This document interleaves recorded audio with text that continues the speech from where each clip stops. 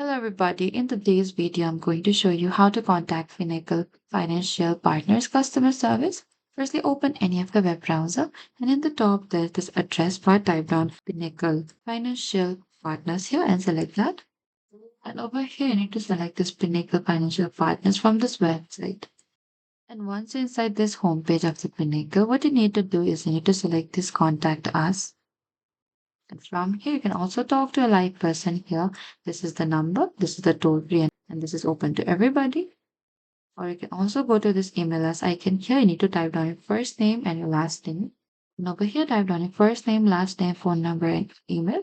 And if you have, and what is the message about, you can simply select that and you can simply select a reason here. And after that, you need to select for a subject here. And you can also type down message if you have it. And over here, type in a message and select submit. And that is it. Thank you for watching this video. I hope this video was helpful.